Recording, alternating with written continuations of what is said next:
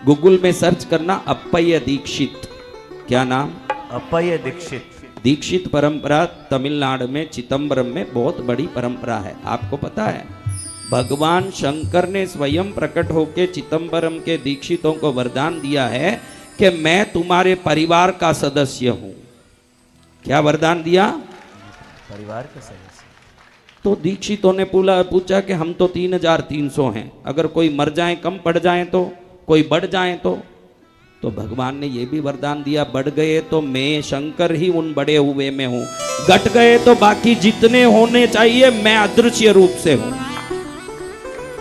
ये दीक्षित परंपरा में अप्पय्य दीक्षित बहुत बड़े भगवती मीनाक्षी के भक्त हुए, बहुत बड़े भक्त।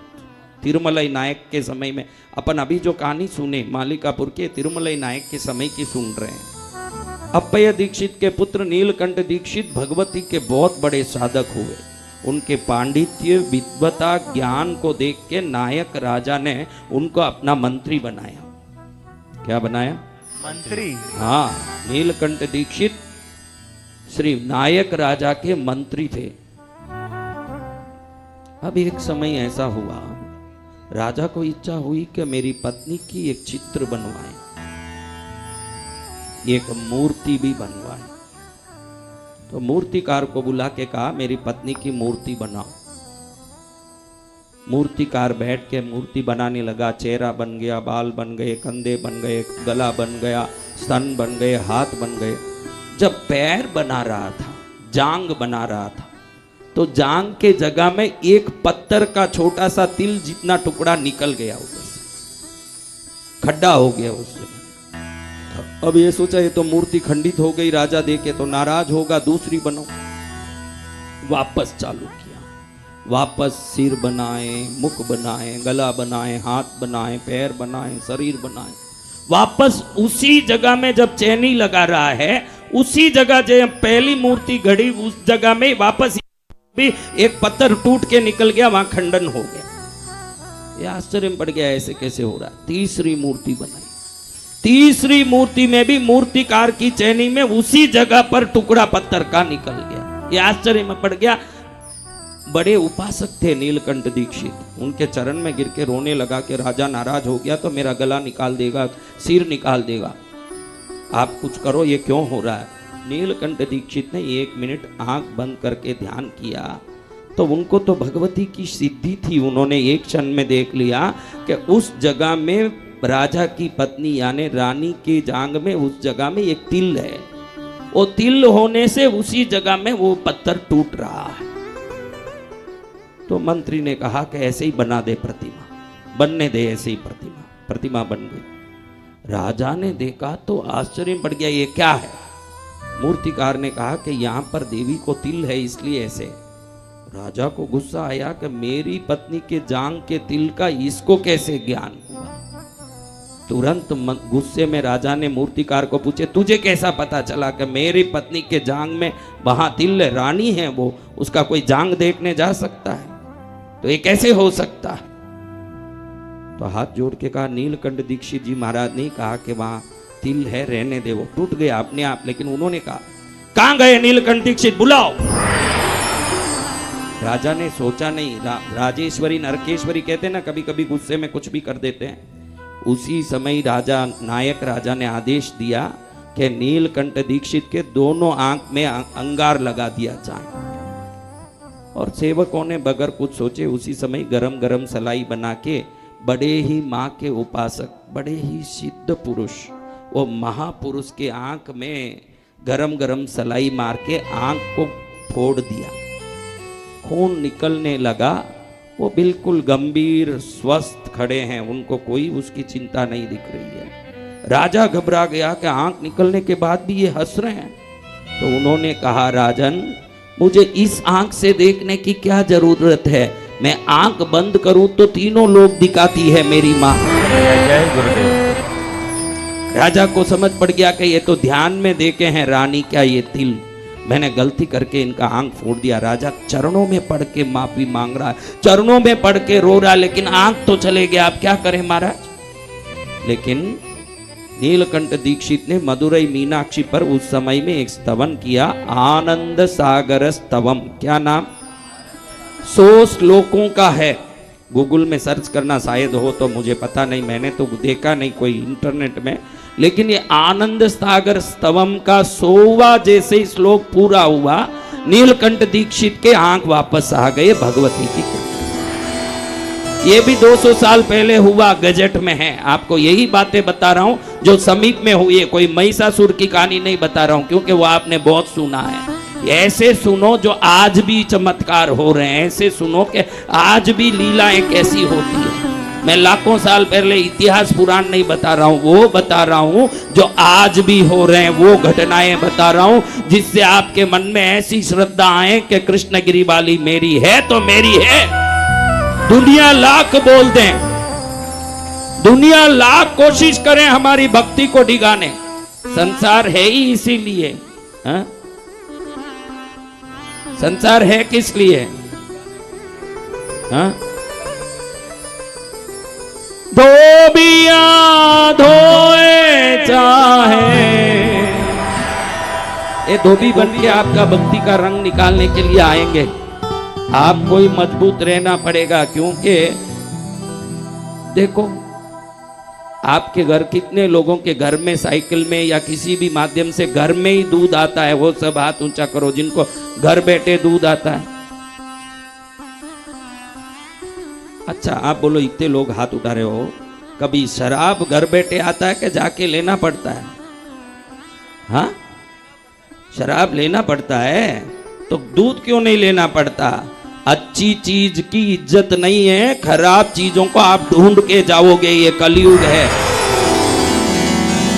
खराब चीजें बिकेगी, ऐसे कलयुग में अच्छी चीजों की निंदा होगी।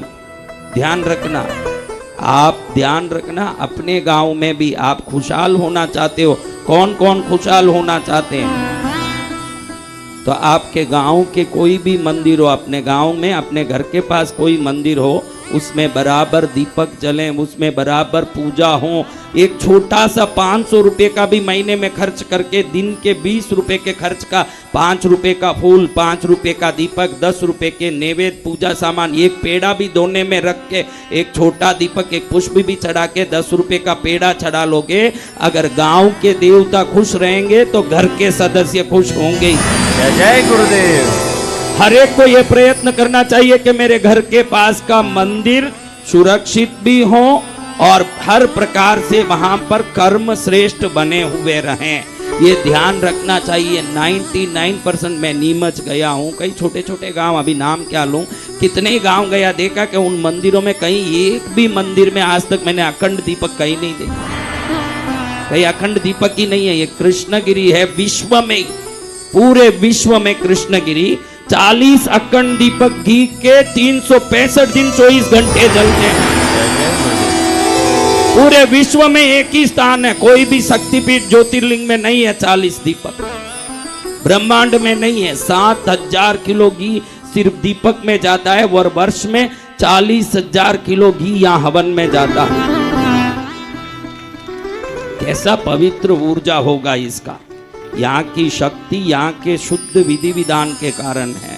जो कृष्णगिरी आया कभी नहीं गया खाली, उसकी भर गई झोली, 56 भोग आ गए उसके थाली।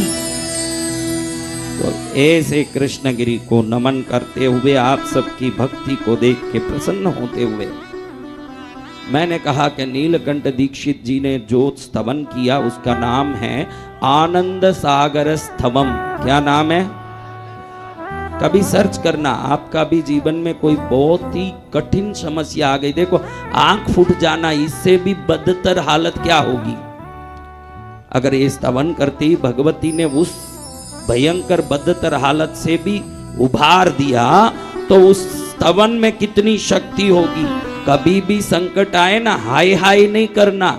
हमारे महापुरुषों ने जिन उपायों से उन संकटों से मुक्ति पाई, उन महापुरुषों के रास्ते में उसी उपाय से मुक्ति पाने की कोशिश करना। ये कोशिश करना कि उन्होंने क्या किया।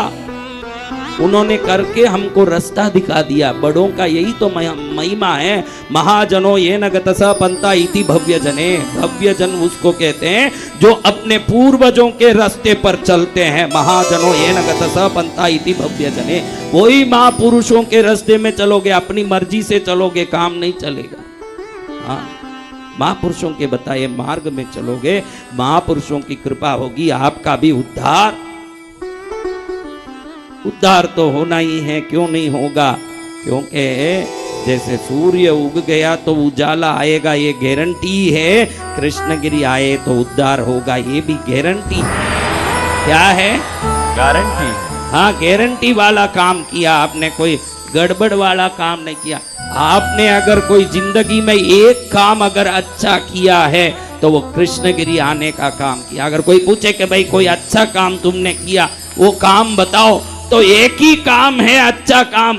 भूले भटके स्वार्थ से, लोभ से, किसी भी कारण से आए, भाई दूध किसी भी कारण से पियो तो भी मिठाई होगा। कृष्णगिरी किसी कारण से भी आओ तो भलाई करेगा। ऐसे भले काम, ऐसे भले भाग बनने पहुंच गए हमारा धन्य। 7 दिन तो हाथ से, अब कितने हैं? हाँ, फिर अपने अपने रास्ते पकड़ने हैं। किसी का कौन सा रास्ता, इधर बिहार, मध्य प्रदेश, उत्तर प्रदेश, पंजाब, उड़ीसा से तो जाएंगे अपना रास्ता पकड़ के। रसिया वाले को भी रसिया जाना पड़ेगा, ऑस्ट्रेलिया वाले को, अमेरिका वाले धर्मेश भाई को कहाँ जाना पड़ेगा? हाँ, कहीं भी जाओ। मैंने बोला सुबह उठते ही कृष्णगिरी की जय हो, तीर्थ की जय हो, माँ की जय हो।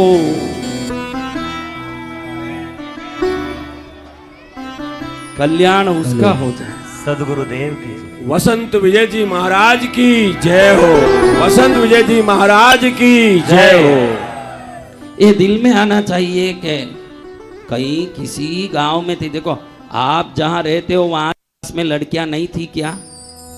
तो आपकी पत्नी बाहर गांव से क्यों नहीं आई? आसपास में लड़की होते हुए भी आपकी पत्नी बाहर से आई, क्योंकि लिखा वहीं था। आपके सबके बाहर गांव से कौन किन के पत्नी आई, वो सब हाथ ऊंचा करो। देखो सबके बाहर गांव से ही आई।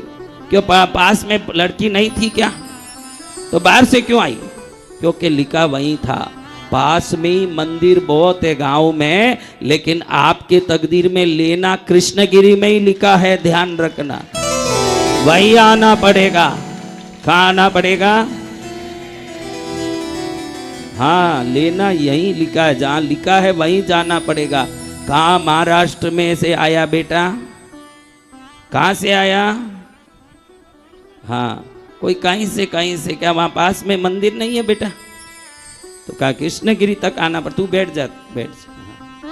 तो कृष्णगिरी तक आना पड़ता है। लिखा यही है। जब लिखा है, कुछ संकेतों को समझ लेना। एक बहन यहाँ आने के पहले ही कृष्णगिरी देखी नहीं, उसको वहीं से कृष्णगिरी का मंदिर दिख गया, खुद ही दिख गया मंदिर, और वो देख ली। तो समझ लेना कि भगवान इशारा कर रहे हैं कि यहीं से मेरा कल्याण है, फिर भटकना नहीं दूसरी जगह। फिर भटक रही है तो तू मूर्खिन औरत है। तुझे भगवान ने पहले ही दिखा दिया कि इस मंदिर से ही तेरा कल्याण है, फिर मैं उधर हवन में जाऊं, इधर घूमने जाऊं। वसंत विजय तो बैठे जगह ही ध्यान में देखे कि तू कहां भटक रही है। उसके बाद भटकती फिरेगी। तेरी जैसे मूर्खिन औरत संसार में कोई नहीं, क्योंकि भगवान ने इशारा कर दिया कि यही तेरा खाता है। क्या इशारा कर दिया? हाँ, जहाँ खाता हो। गांव में 5 बैंक है तो सब में हाथ डालते फिरोगे? कहाँ फिरोगे? किसमें? जिसमें खाता है, जिसमें अपना खाता है उसी में जाएंगे ना महाराज। तो खाता आप सबके कृष्णगिरी वाली के बैंक में ही है। वो ध्यान रख लो, वो बैंक छोड़ोगे तो बड़े ही तकलीफ में है काम, क्योंकि खाता कृष्णगिरी में। तो ऐसी माँ को नमन करते हैं। कल हम कह रहे थे एक बात और छोड़ दिए। वैसे छोड़ने वाला नहीं, वो तो राज्यपाल जी आ गए थे करके छोड़ा। नारियल लेने वाले की बात कल सुनी ने, बात भूल गए आप। मैं नहीं भूलता, क्योंकि बेटा भूल जाए तो भी बाप नहीं भूल सकता। जय जय गुरुदेव। मैंने कल बताया कि एक व्यक्ति को अर्जेंट थी और 20,000 मिल जाए तो एक नारियल फोड़ूंगा भगवान को। एक नारियल फोड़ूंगा। कितना? एक। उसी से मैंने समझाया अभी कि हमको पैसे का सौदा नहीं करना, दान तो दिल से करना, प्रार्थना श्रद्धा से करना, पैसे से नहीं। दान को अपने प्रार्थना से जोड़ना नहीं। मैंने मन्नत की थी इसलिए नतनी चढ़ाऊं। अरे तू क्या नतनी चढ़ाएगी? इंद्र धर्मेंद्र लाइन में खड़े हैं कृष्णगिरी बाली को नतनी चढ़ा। तू अपनी श्रद्धा से चढ़ा जो चढ़ाना है, इसको उससे संबंध मत जोड़। मैंने मन्नत किया था इसलिए 1 लाख देना है। दान को बिना कोई प्रार्थना खुद दे, तेरी श्रद्धा से प्रार्थना कर दूं, बिना पैसा चढ़ाए भी उसका फल मां देगी, उसके लिए कोई जरूरत नहीं। इसने मैंने कल बताया कि इसने 20,000 की प्रार्थना की और कहा कि 20,000 मिल जाए तो एक नारियल चढ़ाऊंगा। अब देखो संयोग ऐसे हुआ ना, गली में गया तो गड्डी मिली 40 नोटों की। मैंने बोला 500 की, तो कितना हुआ? प्रार्थना कितने की थी? 20,000 की प्रार्थना न, गड्डी भी 20,000 की मिली। तुरंत खुश हो गया कि विचार आया कि ये भगवान से आया, कृष्णगिरी वाली पद्मावती से आया कि अपने आप संयोग से मिला, नारियल क्यों चढ़ाऊं? फिर मन में आया कि शायद भगवती ने दिया हो तो फिर अगली बार मांगू तो देगी नहीं, नाराज हो जाएगी, तो एक नारियल चढ़ा ही देते हैं। दुकान में गया, दुकान में पूछता है नारियल कितने का दिया? दुकान वाले ने कहा 20 रुपया। 20 रुपया, 20 रुपया देना पड़ा। कई लोग आज भी महाकाल में नारियल चढ़ाने ले जाते हैं ना, नारियल देते हैं ना उधर, नारियल मिश्री सब थाली में, तो कई लोगों को देखा है खट खट करके नारियल बजाते हैं। मैं कि तू महाकाल को चढ़ा रहा है, तू क्यों बजा रहा है? नहीं महाराज जी, घर में ले जाएंगे तो चटनी बनाना बनेगा कि नहीं चेक करता। अरे तेरी चटनी का नारियल बजा रहा है तो भगवान तेरे 12 बजा देंगे। हाँ, अपने हिसाब से देखो, होशियारी से। आप लोग जो भी चढ़ा रहे हो घर में, खुद को ही खाना ये हिम्मत से चढ़ा रहे हो 90% लोग। अगर भगवान आके खा लेते तो अगले दिन से खाली थाली दिखाने वाले हो तुम लोग, इतने ही होशियार। इसलिए कृष्णगिरी में मैंने एक नियम रखा। ऊपर आपने देखा ना अपने साधना मंदिर में कितने लोग आए। हाँ, मैंने सौगन लिया है, मेरे सभी बच्चों को सौगन दिया है, जितने वहां सेवा करते हैं सौगन दिया है कि इस नैवेद्य को, प्रसाद को कोई नहीं खाएंगे, क्योंकि हर जगह ये जो दरबारों के भगवान के स्थान का प्रसाद खुद खाते हैं संत जी और उनके चेले। तो इसमें क्या होता है, अपनी पसंद की चीजें भगवान को चढ़ाई जाती है। मालूम है कि मेरे को ही खाना, फिर इसको खीर बाता है तो ठाकुर जी को खीर चढ़ाएगा, इसको मालपुआ बाता है तो ठाकुर जी को मालपुआ चढ़ाएगा। यानी इसका मालपुआ है, ठाकुर जी का तो मालपुआ है ही नहीं, वो इसका मालपुआ है, खाली ठाकुर जी को दिखाया जा रहा, खाएगा ये। इसलिए हमने कृष्णगिरी में नियम रखा कि यहाँ कोई भी भोग किसी को भी चढ़े, शिव जी को के भगवती को के, आपने गणपति शिव जी का मंदिर कितने लोगों ने देखा, कोई भी प्रसाद हो, मैं या मेरे कोई भी सेवक इसको खाते नहीं, ये भक्तों में ही वितरित होता है। क्योंकि खाने लगेंगे तो अपने लिए चढ़ेगा, फिर ये काम हम लोग नहीं करते, उसमें से एक तिनका भी नहीं उठाते। सिद्धांत हो तो कृष्णगिरी जैसा ही होना। सिद्धांत का बाप कहीं देखने मिलेगा तो यही मिलेगा। कई लोग मेरे को कह भी रहे थे कि आपको ये पद दिया जाए, वो पद दिया जाए। अरे रात में सोता हूं तो देवता आके पैर दबा रहे हैं, इससे बड़ा कोई पद संसार में जितने पद लिए हुए हैं सब अधिकतर अपना ढोंग की व्यवस्था को सही करने के लिए पद लेके बैठे हैं। ये गारंटी से बोलूं मैं आपको, 1 करोड़ पद क्या करेगा। और संतों को पद का लालच, संत को पद का लालच होना चाहिए। संत इन पदों से बहुत ऊपर है। तुम संसारी क्या किसी संत को पद दोगे? संत बना वो सबसे बढ़िया पद है। हाँ, मैं इनको कई बार बोलता हूँ डॉक्टर डॉक्टर बोलो मत, क्योंकि ये डॉक्टर पद में लंदन में जब लंदन के लोकसभा में बात की तब आयुर्वेद रत्न का पद और अमेरिका के पार्लियामेंट ने मुझे डॉक्टर का मानद पद प्रदान किया। लेकिन मैं वो बोलने मना करता हूँ इनको, तो भी ये खड़े होके डॉक्टर वसंत विजय रहे। हम तो संसार के डॉक्टर नहीं है, भव रोग को मिटाने वाले डॉक्टर हैं। हमको ये पदों से क्या लेना देना है। रात हुई, देवता आ रहे हैं पैर दबाने, गुरुजी पैर दबा दूं क्या? ठीक है भाई दबा, जिसके पैर देवता दबाते हों, उससे बढ़िया कोई पद, कोई विशेष पदवी, कोई विशेष कुछ होता होगा। संसार में जिसने पद प्राप्त किया होगा उसने जरूर संसारी से ही पद प्राप्त किया होगा, या संसार में रहने वाले संत से प्राप्त किया होगा। हमने तो भगवती से बेटे का पद प्राप्त कर लिया, बहुत बढ़िया पद प्राप्त कर लिया। और क्या प्राप्त करना बोलिए? तो हम देख रहे हैं कि नारियल का भाव कितना बोला, तो इसको लगा 20 देना पड़ेगा। दुकान वाले कोई पूछता है और कहीं सस्ता मिलेगा क्या? वो पहले बिजी है धंधे में, इसके पूछते ही वो चिढ़ गया, हाँ बहुत मिलेगा, जा बगीचे में बहुत पड़े हैं वहां मिलेगा सस्ते में। इसको सच लग गया, ये पहुंच गया दूर दूर तक ढूंढते 2 किलोमीटर चला, क्योंकि बगीचे में होलसेल होगा, सस्ते में मिलेगा। 2 किलोमीटर चला और बगीचे में पहुंच गया। देखा बगीचा वाला बैठा है, नारियल कैसे दिया? अरे नारियल यहाँ ऐसे नहीं देते, 1-2। कितने नारियल चाहिए? नारियल लेना तो 200-500 लेना पड़ेगा। 200-500 नहीं भाई, एक नारियल चाहिए। यहाँ एक सब देते नहीं, होलसेल काम है, बगीचा है, यहाँ तो होलसेल देते हैं, तेरे को लेना है क्या? उसके जाके चिप चिप करने लगा, एक नारियल दे दो, एक नारियल दे दो। ये देखा कि छोड़ ही नहीं रहा, पीड़ा निकले यहाँ से, वो राजी हो गया एक देने, क्योंकि यहाँ से छूटे तो बस वो इतना परेशान हो गया।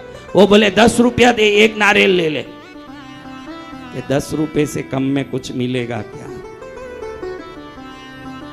उसने बोला देख बाढ़ में गया तेरा 10 रुपया, तू जा देख उधर दे, समुद्र किनारे एक नारियल का झाड़ है ना, वो किसी का नहीं है, सरकारी है, उसमें नारियल लगे हुए हैं, जा तोड़ ले, फोगट में ही मिलेगा।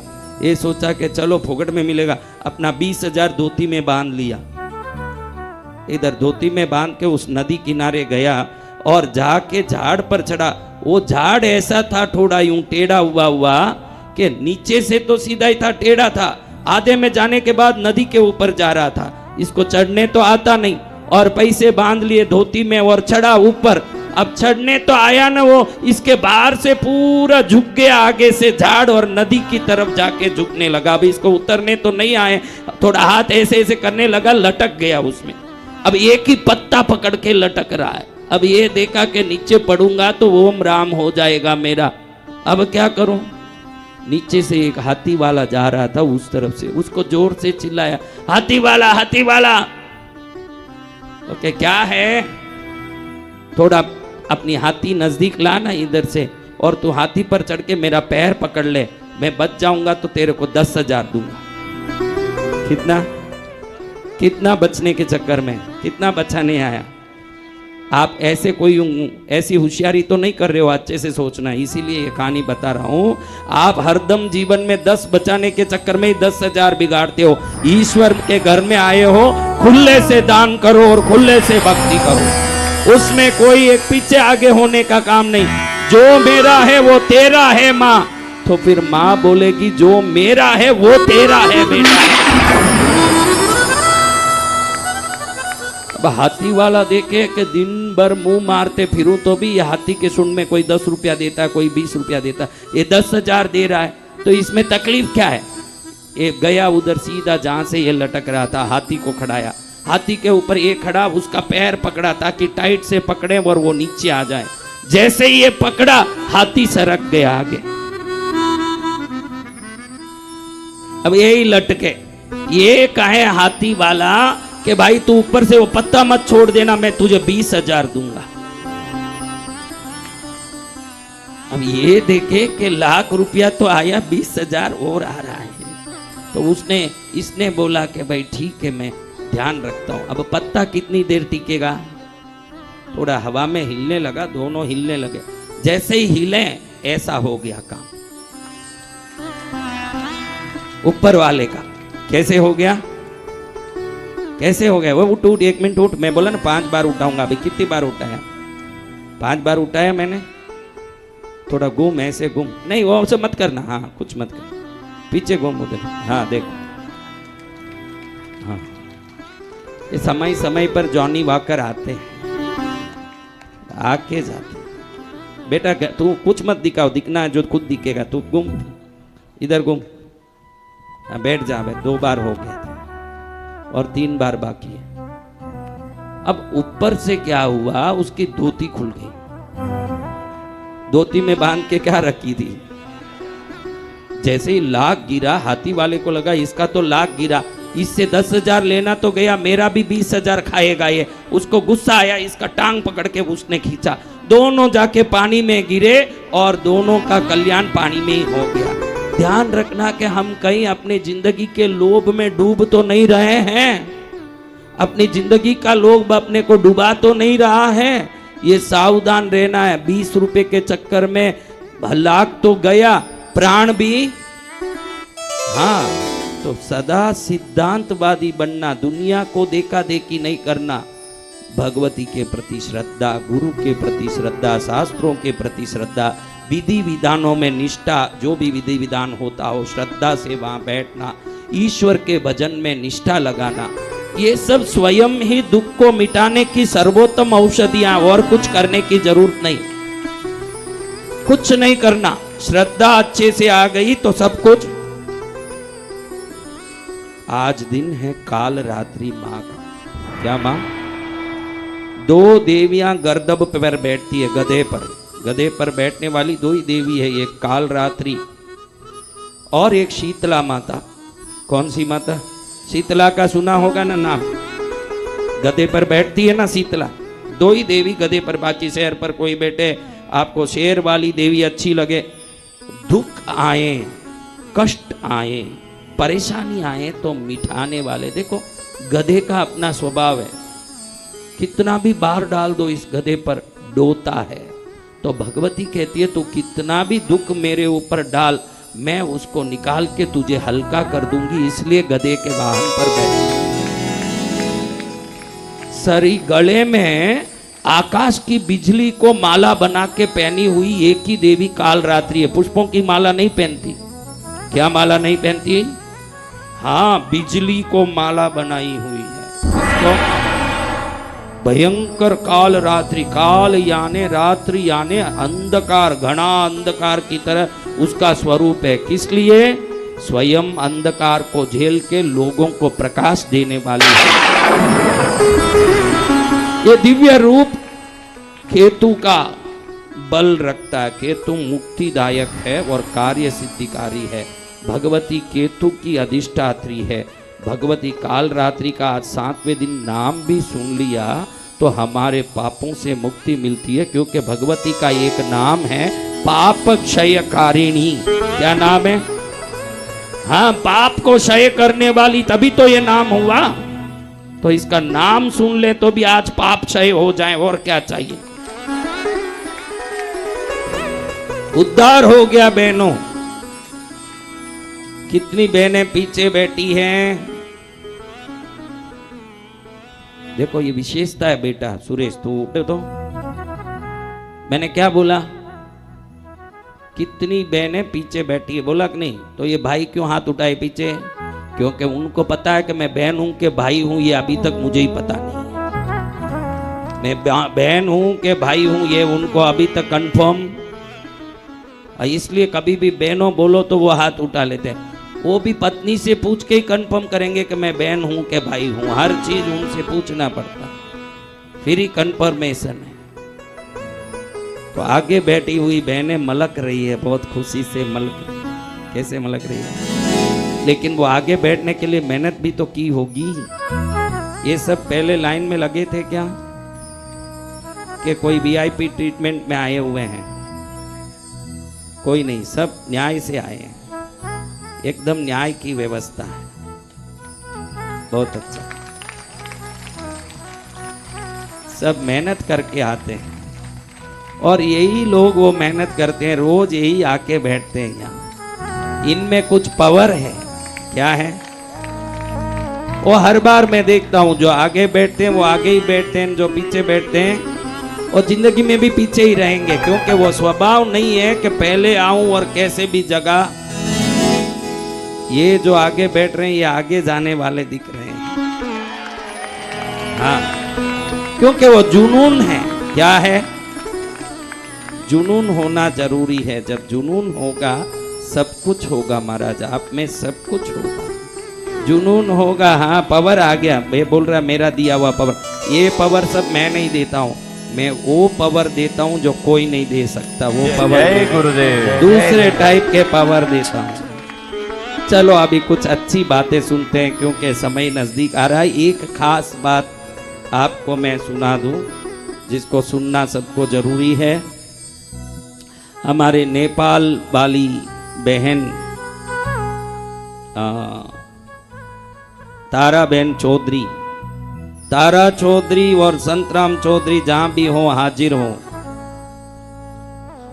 तारा बोलो तारा, क्योंकि 10 महाविद्याओं में तारा तारा किसको फॉरेन जाने की इच्छा है, घूम के आने या वहीं बिजनेस करना, वहीं नौकरी करना। देखो बुद्धों के, बुद्धिस्ट लोग हैं ना, बौद्ध मत के, पद्मावती वहां तारा के नाम से पूजी जाती है। तारा त्वम सुगतागमे भगवती गौरी थी शैवाग में। तो तारा का काम है विदेश में अपना काम फैलाना। बौद्ध मत जितना विदेश में फैला वही कोई धर्म फैला क्या, उसका कारण तारा देवी है।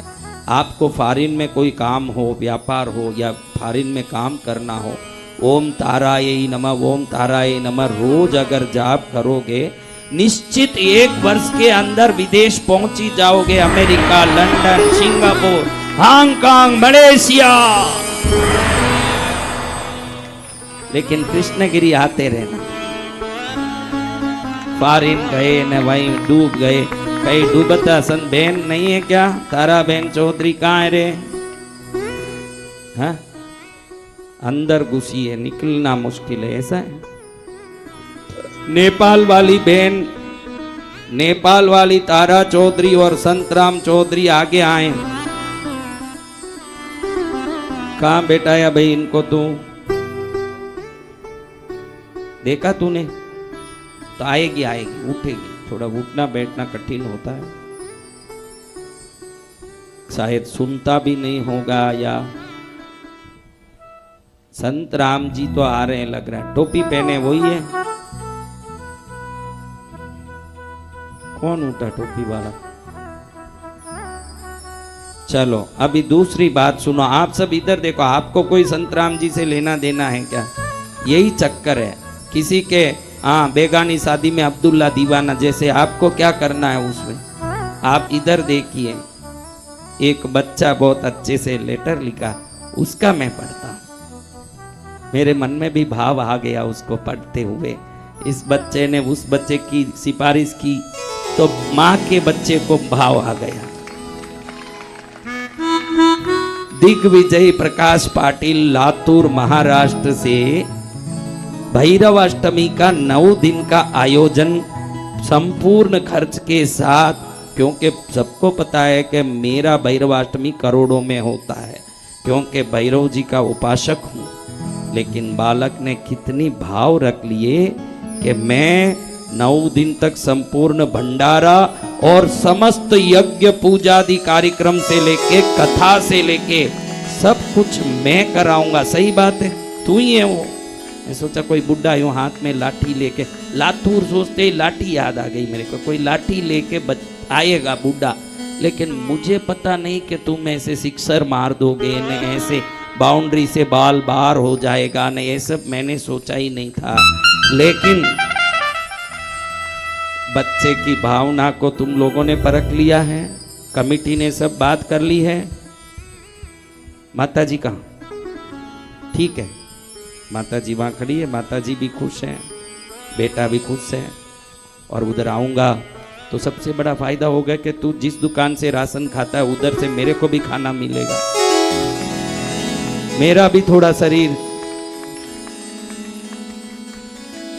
तुमने इनसे सब बात कर लिया भाई, हर तरह से सब समझा दिया मेरी बात। हाँ, क्योंकि हम लोग यूं बकरी जावे गाय जावे जैसे नहीं जाते, हाथी जावे जैसे जाते हैं। इसलिए थोड़ा ये बात सच्ची है कि कोई भी अगर 20 कथा कराएं, मेरी एक कथा में उतना खर्चा होता है, वो सब दुनिया जानती है। इसलिए वो सब समझ के ही काम करना पड़ता है बेटा। ऐसा नहीं कि मन सज गया मैं बोलने लगूंगा। मेरी तो पूरा दल बल और थल और छल सब साथ में होना है। तो महाराज आपने हर प्रकार से स्वीकृति ली है कि भाई हमारी कमेटी से बात की है कि 15 नवंबर से 23 नवंबर तक कार्तिक पूर्णिमा से जो भगवान भैरव का जन्म उत्सव भैरवाष्टमी के दिन तक 9 दिवस तक संपूर्ण यज्ञ कथा संगीत भजन भोजन भंडारा सब व्यवस्था पंडाल से लेके बिजली से लेके यानी तिल से लेके तेल तक का समस्त व्यवस्था हमारा दिग्विजय प्रकाश पाटिल अपने गांव लातूर महाराष्ट्र में करने की भावना जगा रहे हैं। और हम तो भैरवाष्टमी बेटा बड़े बड़े तीर्थ में ही किए हैं, काशी में जहाँ भैरव रहते हैं। हमने आज तक तो ऐसे ही किया, जहाँ भैरव जी रहते हैं वहीं भैरवाष्टमी की। पहली बार दूसरी जगह करेंगे, लेकिन भाव भी अच्छा है और वहाँ राशन की दुकानें भी अच्छी लग रही है। उस गांव में राशन की दुकानें भी अच्छी लग रही है। तो तुम्हारी भावना को स्वीकृति देते हुए हम भैरवाष्टमी का कार्यक्रम 9 दिवस हमारा करोड़ों रुपया खर्च होगा, ये ध्यान है ना तुमको, पता है ना सब? हाँ हाँ, फिर ध्यान रखो। चलो बहुत अच्छा है। हम 15 नवंबर से 23 नवंबर तक भैरवाष्टमी का कार्यक्रम हमारा प्यारा पुत्र दिग्विजय प्रकाश पाटिल लातूर महाराष्ट्र के आयोजन में करने की शुभ आशीर्वाद। जय जय गुरुदेव। माला का इसने कहा वो सुबह से 8 बजे से माला लेके घूमता है, माला पहराओ माला पहराओ। इसने कहा कि माला तो पहराऊंगा तो ऐसे पहराऊंगा कि बड़ी माला ही पहराऊंगा। बोलो दयालु गुरुदेव की। देखो आपने कोई करोड़ रुपया खर्च करने मैंने बोला क्या? कितना दिल बड़ा और भक्ति बड़ी है, उसके लिए ताली बजाने भी एक दिल नहीं आया भाई, फिर तो क्या है।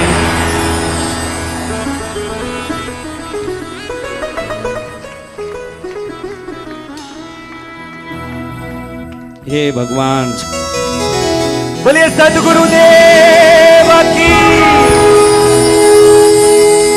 माला से तो लगता है कि खर्चा अच्छा ही करेगा ये। माला से ही दिखता है। अभी पूरे घड़े में चावल पक रहा है तो हर चावल को दबा के टेस्ट करोगे क्या चावल पका या नहीं? कितना चावल टेस्ट करना? एक दाने। एक माला से मालूम पड़ गया कि लातूर में धूम मचने वाला है। जय जय गुरुदेव। एक माला से ही समझ आ रहा है। और लातूर कहाँ है? देख बेटा, मैं कई वर्षों से कार्यक्रम करता हूँ, हर वर्ष लातूर से कोई ना कोई यहाँ आता है। इतने भगत लातूर में ही मेरे हैं, पहले ही बता दूं। लातूर भरा है मेरे भक्तों से, इसलिए कोई कमी नहीं। खाली थोड़ा वहाँ आके एक काम करूंगा, मराठी सीख लूंगा, थोड़ा काई कटले करना है, थोड़ा जवण जमले का। हाँ चलो ऐसे महाराष्ट्र जाएंगे, क्योंकि वो है ही महाराष्ट्र। मैं मेरे भगवंतों में देखा, अपने महाराष्ट्र के 2 संतों को गुरु मान के पूजा करता हूँ रोज। एक तो संत ज्ञानेश्वर है ही, तो ऐसे महाराष्ट्र संत भूमि है। एकनाथ, तुकाराम, ज्ञानेश्वर, साईनाथ, कितने संत। और महाराष्ट्र वाले कभी भी मेरे पास आते हैं, एक बात अच्छी लगती है, कुछ भी बोलो, हाओ हाओ हाओ हाओ। भक्ति बड़ी है महाराष्ट्र की भक्ति, इसलिए तो उसको राष्ट्रों में महाराष्ट्र नाम मिला है। वो भाई कहाँ गई बेन? खड़ी नहीं हूं, जल्दी करो, टाइम वेस्ट मत करो। अच्छी बात है। और दूसरा, वो भाई आए,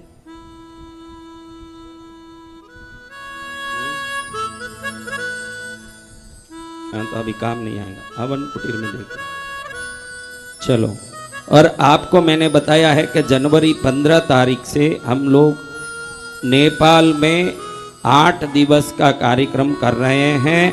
तो आप सबको भी उन्होंने आमंत्रित किया है कि भक्त सब नेपाल अवश्य पधारें ऐसे। और जब नेपाल जा रहे हैं, इधर मेरे पास कई निवेदन आए हैं, लेकिन इतना समय नहीं है कि जगह जगह कथा करें, क्योंकि हमके साधक स्वभाव ही है, कोई कथाकार नहीं है।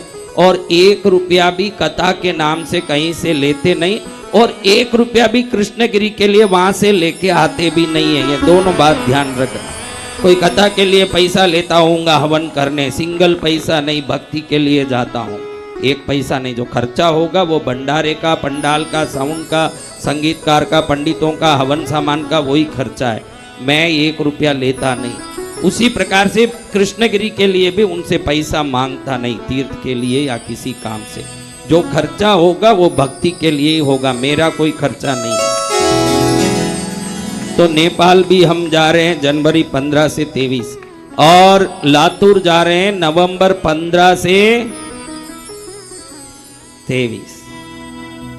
फिर जनवरी 15 से भी वही 15 से ही है, जनवरी 15, नवंबर भी 15 से ही है। साथ में आप नेपाल जा रहे हो तो हमारी बहन ने खुशी खुशी बताया है, श्रीमती पूनम पांडे, पति ओम प्रकाश, उन्होंने खुशी जताई है कि decoration, camera, music, pandal, light, पंडित, डोल, ठहरने की व्यवस्था, सारे भोजन सहित व्यवस्था करेंगे, मीडिया खर्चा सब करेंगे। आपको खुशी खुशी नेपाल जाते समय हमारे खुशी नगर में भी कार्यक्रम करना है, कथा करनी है। खुशी खुशी कहाँ करना है? तो ऐसे बहन को भी, क्योंकि नेपाल जा ही रहे हैं, वहाँ से इन्होंने बताया, हमारे बच्चों ने, कितना घंटा लगता है? 4 घंटा लगता है। तो हम नेपाल जाने के बाद वहाँ से 5-7 दिन में, यानी जनवरी 23 को कार्यक्रम खत्म होगा, करीब जनवरी 30 से 8 दिवसीय कार्यक्रम खुशी नगर में भी आपके आयोजन में करेंगे। और बाकी जितने लोगों ने कथा के लिए कहा है, आप कमेटी से बात करिएगा, मेरे पास टाइम नहीं है। आगे जैसा समय हमारे पास दिखेगा वैसे आपको मैं आगे बताऊंगा, क्योंकि हम तो साधक स्वभाव, या आपने देखा ही होगा मेरा जीवन। मैं सुबह 9 बजे पूजा में जाऊं, 2:30 बजे पूरा होता है, 3 बजे यहाँ आ जाता हूँ, तो सीधा हवन कुटीरी जाता हूँ, बीच में किसी काम के लिए कहीं नहीं जाता। और रात में 12 बजती है, फिर ऊपर जाके साधना करता हूँ। ये मेरा काम है। मैं कोई कथाकार हूँ नहीं कि आप बुलाओ तो मैं आऊँ न कथा बांचूँ, लेकिन आपकी भक्ति को स्वीकार करते हुए सबसे बढ़िया है कि भैरवाष्टमी सबसे बड़ा एक कार्यक्रम होता है हमारे जीवन में, क्योंकि मैं भैरव का साधक हूँ, भैरव आराधक हूँ। 7 वर्ष काशी के श्मशान में रहा हूँ भैरव साधना में, तो मेरा जीवन श्वास भैरव को समर्पित है। तो ये भैरवाष्टमी लातूर में होना महाराष्ट्र वासियों के लिए सबसे बढ़िया एक शुभ समाचार, सबसे बढ़िया उत्तम समाचार है कि भाई गुरुदेव महाराष्ट्र में आके क्या आप करेंगे? भैरवाष्टमी करेंगे। इतनी बातें यहाँ पर पूरी हो रही हैं।